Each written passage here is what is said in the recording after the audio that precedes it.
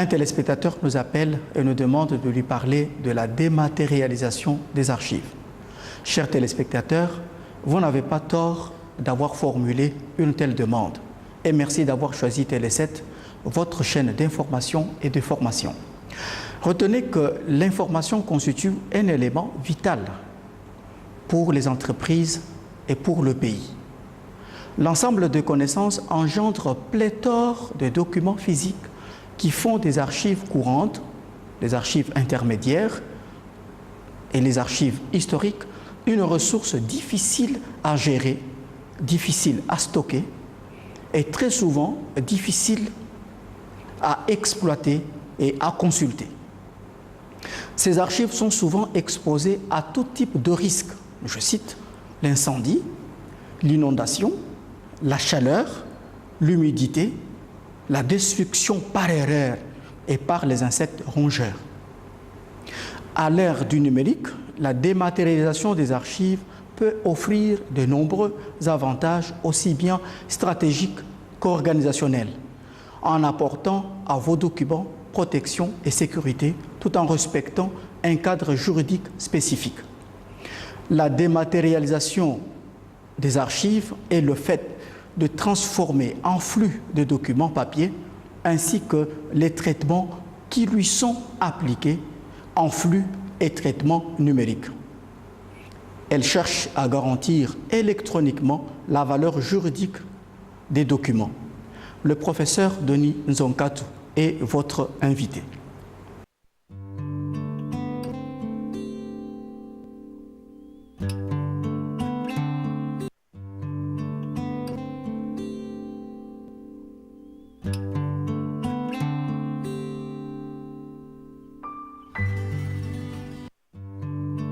Professeur, le sujet que nous allons aborder avec vous a été proposé par un téléspectateur qui s'intéresse aux questions qui sont traitées dans notre émission Archives et Identité. Et je commence par vous dire sincèrement merci d'avoir accepté notre invitation et surtout pour la lumière que vous allez nous apporter sur la question qui concerne la dématérialisation des archives. Je vous remercie de cet intérêt et surtout de l'intérêt que vos téléspectateurs accordent aux émissions scientifiques et culturelles. Alors, professeur, qu'est-ce qu'on entend par la dématérialisation des archives? La dématérialisation des archives, c'est un concept qui prend corps depuis un certain temps. Elle veut simplement dire le remplacement dans une organisation, dans une institution, dans une administration, des supports analogiques classiques, papier, microfilm, microfiches, par des supports informatiques et des ordinateurs. Et ceci jusqu'à la création, c'est un objectif louable, des bureaux sans papier. Professeur, est-ce qu'il existe une différence entre les archives numériques, les archives électroniques et les archives et la dématérialisation des archives? La différence est vraiment minime parce que les archives électroniques ne peuvent pas être dématérialisées parce qu'elles sont déjà dans le processus de dématérialisation. Les archives numériques sont exclues de la matérialisation.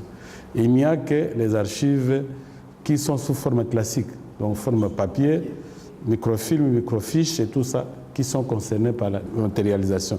Ça signifie transposer ce qui est conservé sous format classique dans un processus virtuel qu'on appelle la dématérialisation. Donc, l'électronique, le numérique et tout ça font partie de la dématérialisation déjà.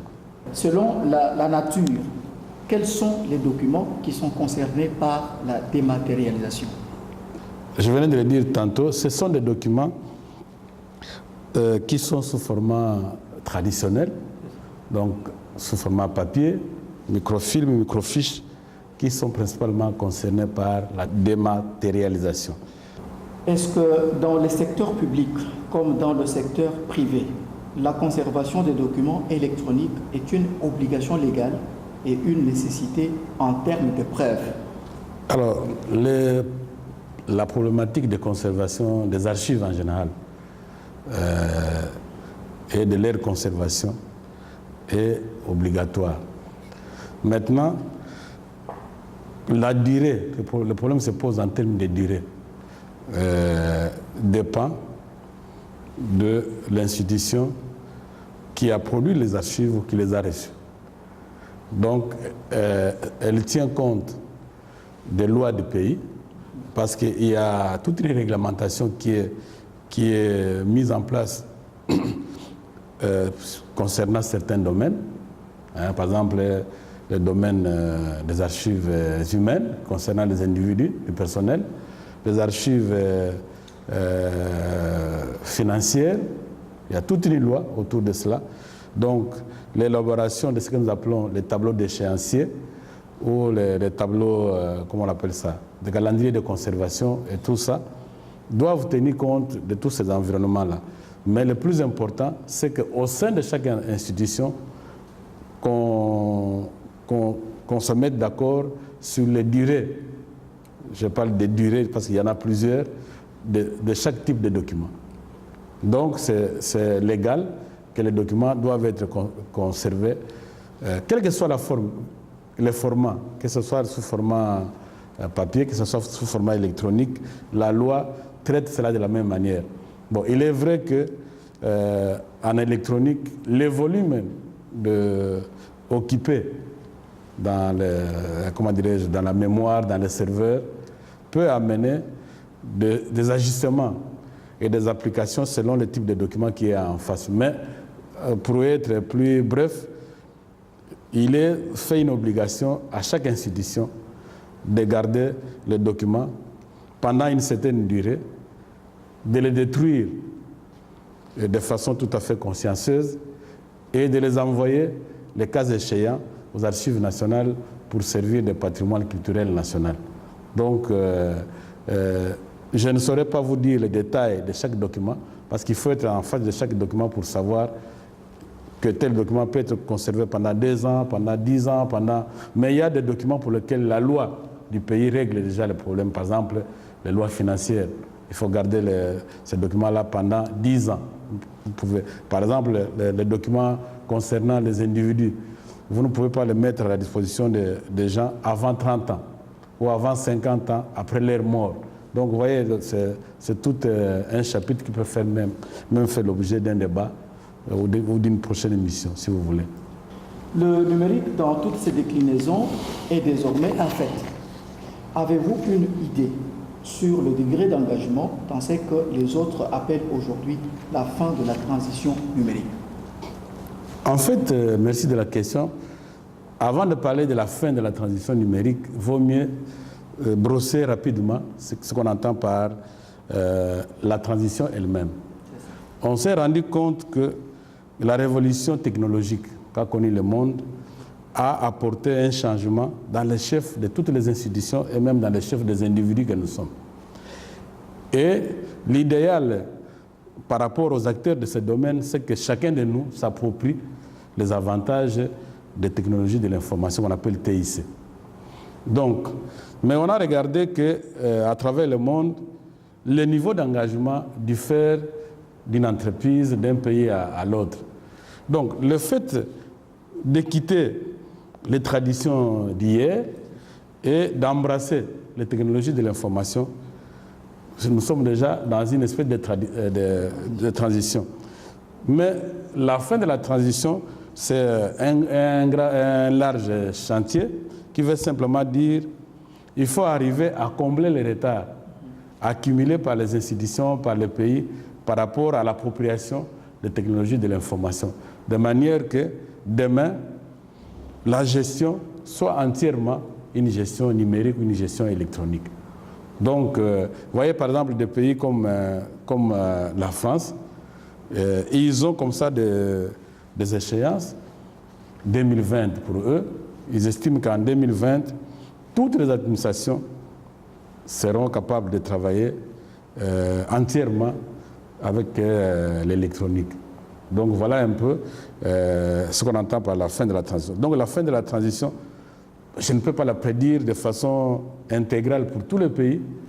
Cela va d'un pays à l'autre. Mais dans les chefs de ceux qui ont mis en place des concepts, eux souhaitent que tous les pays du monde, toutes les entreprises du monde s'approprient, comment dirais-je, les technologies de l'information pour qu'ils puissent renforcer efficacement leur gestion et les résultats auxquels ils s'attendent.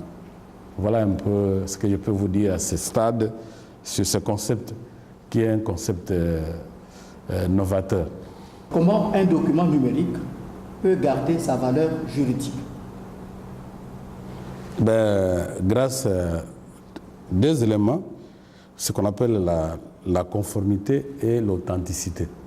Qu'est-ce que je veux dire là-bas? L'entreprise, comme tout individu, a l'obligation de conserver sous format papier ou électronique, dans une certaine durée, comme on le disait, des informations qui sont consignées dans des documents en sa possession. Mais parmi les documents qu'il produit ou qu'il reçoit, il y a des documents qui ont une valeur probatoire. Par exemple, tout ce qui est lié aux impôts, tout ce qui est lié aux cotisations, tout ce qui est lié aux contributions sociales, etc. Il faut qu'on veille sur ces documents-là pour que demain, en cas de contrôle, qu'ils puissent justifier non seulement qu'il travaille correctement, qu'il est une entreprise citoyenne ou qu'il est un citoyen intègre, mais il faut, pour affirmer cela, avoir des preuves. Alors, mais si nous passons dans un processus, d'un processus traditionnel vers un processus électronique ou numérique, pour que cela puisse porter, il faut ce qu'on appelle la certification numérique ou électronique. Donc il y a des institutions à travers le monde qui ont la charge de pouvoir garantir ce qu'on appelle la signature électronique. Donc les entreprises ont des signatures, les individus qui engagent ces institutions ont des signatures, et ces signatures sont déposées dans une institution appropriée, laquelle les institutions, les cas échéants, garantit que la signature qui est bel et bien sur ces documents électroniques est la signature de XY, monsieur qui engage Z ou W entreprise.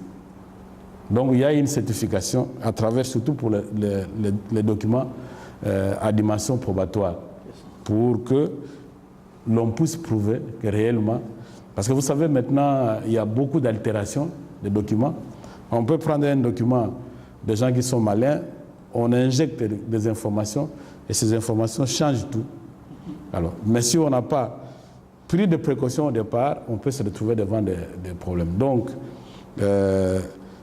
il est important, lorsqu'on est dans la dimension, comment dirais-je, numérique ou électronique, de recourir pour des obligations à la certification de la signature des personnes qui sont censées engager les institutions ou elles-mêmes, parce qu'elle est une personne qui veut certifier que la maison ici lui appartient. Bon, elle s'engage pour elle-même, mais la même personne ou une autre personne peut s'engager au nom d'une entreprise, au nom d'une administration, etc., etc. Voilà. Avant de continuer, suivons cet élément qui illustre les processus de la dématérialisation des archives.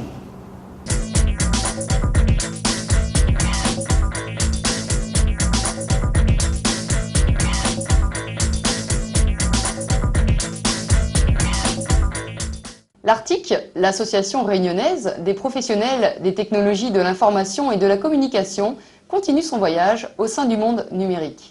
Avec Archiron, entrons dans le monde virtuel et découvrons comment conserver longtemps et en toute sécurité vos documents tout en maintenant leur caractère légal. Gros plan sur des hommes et des femmes qui dématérialisent vos documents, les sécurisent et les rendent accessibles. Ici, chez Archiron, on prépare tous ces documents à leur deuxième vie, une vie numérique. Pour ce faire, il faut dégrafer et parfois toiletter un peu ces tonnes de papier. On enlève la poussière, donc on classe suivant ce qui est marqué sur les boîtes. Il y a des boîtes, des fois des classeurs. Donc pour les classeurs, on façonne, ça veut dire on rassemble les documents avec des systèmes de serrage. Et là, on met des feuilles où on écrit les intitulés sur le classeur. Et là, on met dans des boîtes et une autre personne met sur l'ordinateur directement. Archirun dématérialise les documents et les enregistre sur un support informatique. Elle fait du document que vous venez d'éditer une archive électronique qui est consultable facilement et qui peut être stockée sans remplir des armoires entières. On sait qu'on est aujourd'hui dans une économie mondiale et une économie numérique. Et on s'est dit pourquoi pas dématérialiser les documents pour essayer de gagner de la place, fiabiliser les choses et pour pouvoir y avoir accès le plus rapidement possible. On va prendre vraiment l'information à sa création jusqu'à sa destruction. L'information Lifecycle Management qui a été développée depuis, c'est pas moi qui l'ai développée, hein. J'en avais juste la sensation qu'il fallait prendre une archive, enfin une archive n'existe qu'à partir du moment où on vient juste de l'écrire, et non pas à la fin de sa durée légale. Archirun, c'est l'histoire d'une anticipation. Ray Brochet tient à son idée de dématérialiser les documents des entreprises. Il s'intéresse alors à la législation dans ce domaine. On sait qu'on peut numériser un document de manière facile, mais par contre le rendre légal et opposable aux tiers, le droit français à l'époque, il y a 2 ans quand j'ai lancé ça, n'était pas encore arrivé à ce point-là. Mais par contre, on sentait qu'en Europe, les choses étaient en train de changer. Donc je me suis dit, on va peut-être pouvoir avancer sur un concept, et demain, quand le droit aura changé, on pourra le mettre en place. Pour qu'un document soit reconnu légalement opposable aux tiers, il faut garantir un haut niveau de sécurité. On propose aux clients de stocker sur un coffre-fort électronique, donc un emplacement dans nos serveurs, tous leurs documents électroniques. Et que tout, absolument tout, soit horodaté. C'est-à-dire qu'on sait exactement à quel moment le client a stocké sur ce serveur tel document, on sait qui l'a consulté et on sait qui l'a détruit. On a un suivi parfait. Vos précieux documents sont donc stockés dans un coffre-fort électronique qui a l'avantage du coffre-fort, être inviolable, et la mobilité de l'électronique. De n'importe où dans le monde, juste même avec une connexion réseau toute simple, une carte Edge, de votre portable, mais vraiment n'importe où, vous pouvez avoir accès au coffre-fort électronique.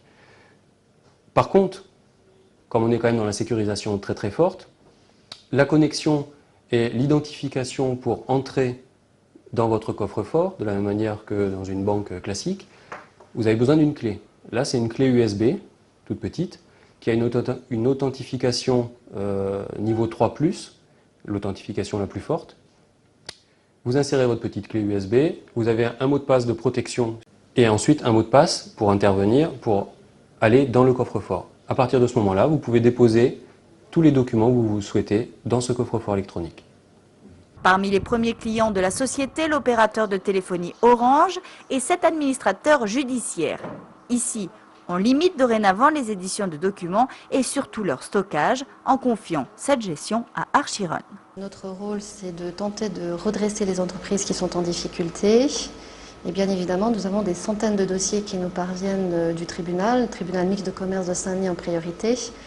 Et que nous archivons les dossiers qui sont nos propres dossiers et les dossiers des entreprises. Donc nous sommes, allons dire, une profession papivoresque, papivore, mangeur de papier. La nouveauté d'Archirun, enfin à mon sens, c'est que Archirun d'abord permet la numérisation. Je ne crois pas qu'à La Réunion on ait encore une société d'archivage qui le permette, ou en tous les cas pas de cette ampleur. Donc d'abord c'est l'archivage électronique, donc la possibilité de consulter tout document qu'on serait amené à sortir, puisqu'en fait nous dans nos métiers il faut qu'on désarchive de temps en temps les dossiers pour pouvoir faire des recherches, notamment quand on peut être interrogé par la brigade financière sur des vieux dossiers où il peut y avoir des sanctions contre les dirigeants ou d'autres personnes qui sont intervenants dans les dossiers. Eh bien c'est de pouvoir ne pas faire appel à la sortie du dossier, donc pas de perte de temps, de pouvoir consulter en ligne ces documents en toute sécurité. L'assurance d'une sécurité et d'une confidentialité, c'est ce qui séduit les clients d'Archirun à La Réunion. Mais la jeune entreprise ne compte pas s'en tenir là. L'avenir pour elle, c'est la mondialisation et la possibilité de travailler sans frontières tout en profitant des spécificités de l'île. La première chose, c'est que la région Réunion est le département le plus dynamique de France en termes de technologie de l'information et de la communication. C'est le département qui a le plus gros budget.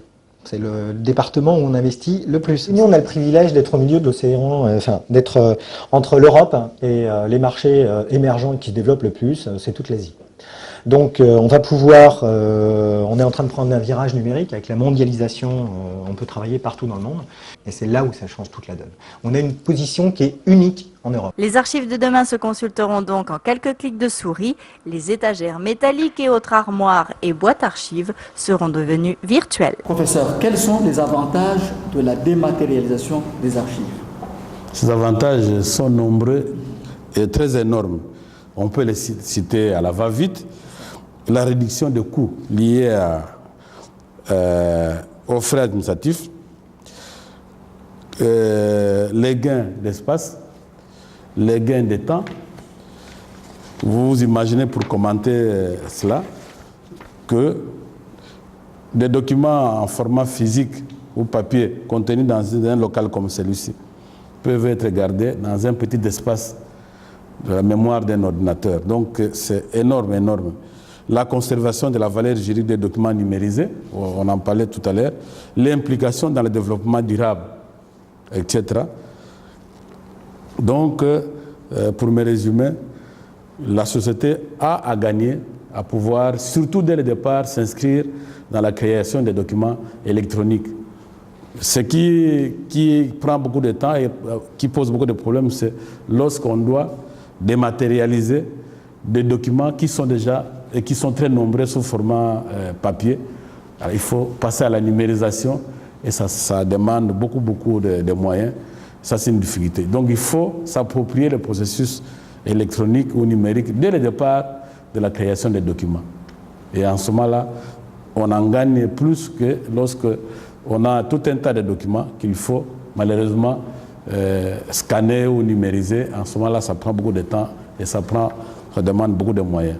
Est-ce que la dématérialisation des archives, avec ses implications archivistiques, s'inscrit dans la formation des futurs archivistes qui sont formés à l'Université de Kinshasa, tout comme à l'ISES? Merci de la question, elle est très importante. Au jour d'aujourd'hui, la dématérialisation est transversale. Donc il n'y a aucun domaine qui peut échapper à cela. Alors, a fortiori, ceux qui sont chargés de gérer l'information de toute provenance, de tout bord, ne peuvent pas ne pas s'impliquer là-dedans. Donc, l'appropriation de l'outil informatique, parce que finalement c'est ça qui résume, de l'outil informatique par nos étudiants, c'est une exigence non seulement académique, mais sera une exigence professionnelle. Personne ne pourra demain vous prendre si vous ne savez pas manipuler, si vous ne savez pas utiliser l'ordinateur. Donc nous sommes obligés d'insister sur cela pour que dans les programmes, les étudiants apprennent comment utiliser l'ordinateur, donc l'informatique, de manière que demain, quand ils seront sur les champs de la compétition professionnelle, qu'eux aussi puissent se défendre. Parce que quand vous mettez un étudiant de l'UNIKIN, de l'ISES, de l'IFASIC, pour ne parler que de cela, mais qui ne sait pas manipuler l'ordinateur, il est clair qu'on ne les prendra pas. Donc, il faut insister pour que les étudiants... Je sais qu'il y a le problème de fractures numériques.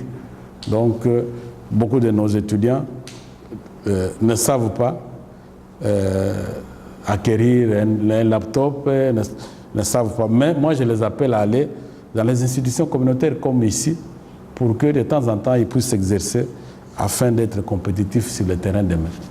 Alors, professeur, nous sommes pratiquement arrivés à la fin de notre émission. Si vous pouvez donner un dernier mot pour la clôturer.